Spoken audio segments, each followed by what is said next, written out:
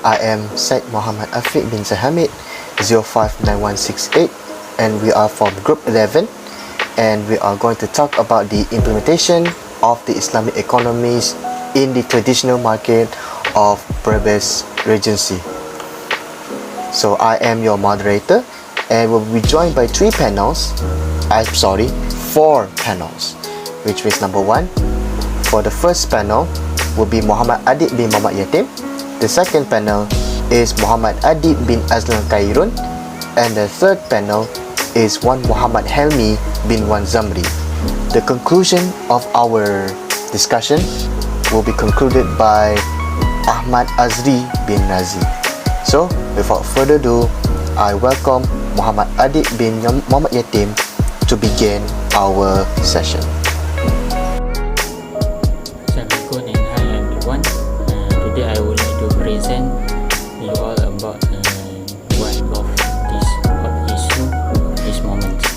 It is about increasing inequality with many not being included in growth process.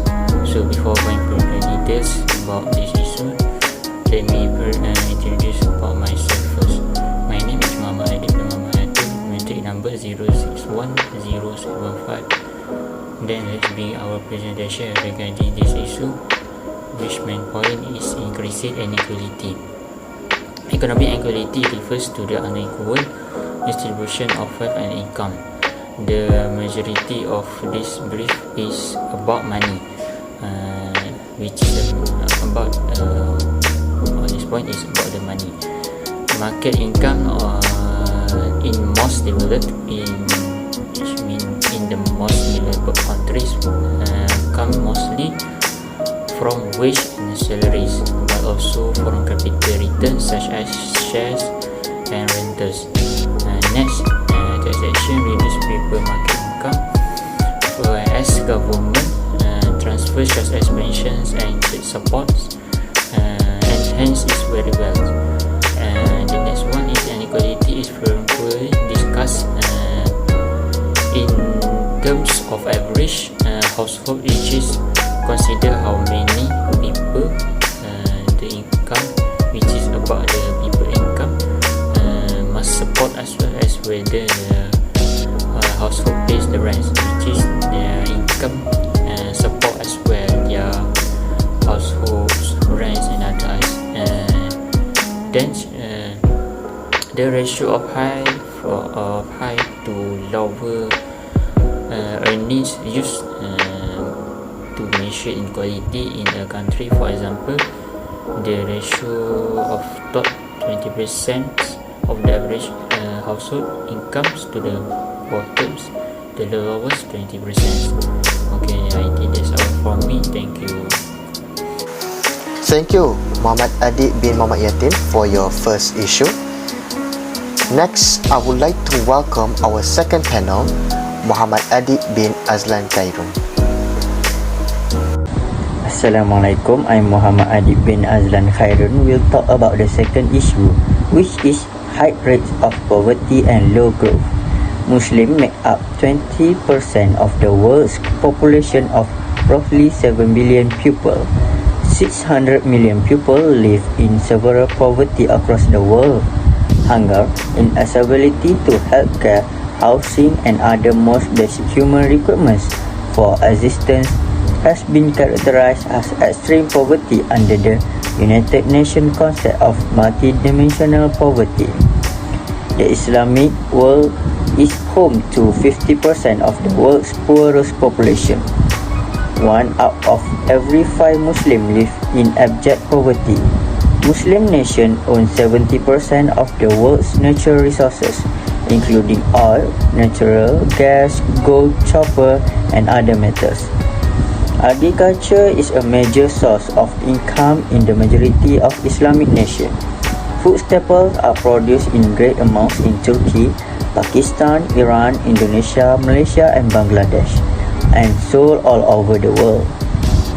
Out of this overall membership of 57 nations, the Organization of Islamic Conference (OIC) includes 53 Muslim majority countries as members. 25 OIC members from Sub-Saharan Africa are among the world's poorest countries.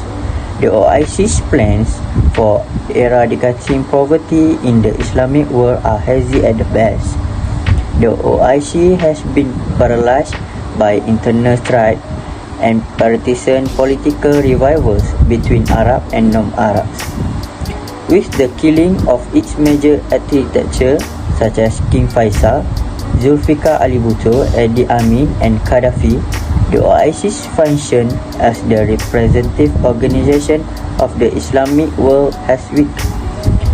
Muslim nations are sometimes stereotyped as culturally primitive, dictatorial, sexist and economically underdeveloped. Islamic teachings, on the other hand, advocated for democratic administration and free market economy, while Muslims as a group have enormous economic potential. Many Muslims are among the poorest and least educated people on the planet. Corrupt authoritarian leaders have sought to profit of the Muslim goal of establishing a great society, but their effort has largely failed due to this manipulation and the leaders' insincerity. Thank you, Muhammad Adib bin Azlan KHAIRUN, for your input. So, we welcome to our third panel, one Muhammad HELMY bin one ZAMRI. Thank you to the moderator. So right now I'm going to discuss about low productivity due to poor human capital development. Economic development experts generally agree that the quality of human resources has much impact on economic growth development for Islamic State, including contributing to low productivity and economic growth. In our research on several sources, we identify that the quality and quantity of labor determine production by virtue of it being a factor of production. Moreover, by improving the quality of the labor, the economic outputs are related to the generation of ideas and decisions, which have some positive impact on investment, innovation and other growth opportunities, including Islamic State. The wealth and lifestyle of some countries rests ultimately upon the development of people and the effective commitment of their energies and talents. Capital and natural resources are passive agents. The human beings are active agents of modernization. They alone can easily unite the capital and build social organization and politics. Furthermore, the importance of human capital accumulation as an engine of economic growth and development for Islamic State. It's been widely recognized in theoretical and empirical studies. No country has achieved sustained economic development without substantial investment in human capital. In our studies, we have identified that the human capital can affect an Islamic economic growth. There is emphasis on the complete relationship between physical capital and human. Noting how imbalanced in these two stocks, as well as human capital externalities can affect economic growth. For more, some highly educated people, such as scientists, technicians, and economists appear to have a comparative advantage in understanding and adapting new or existing ideas into production process. There can be no significant economic growth in any development of Islamic State without enough human capital development. That's all from me. Thank you.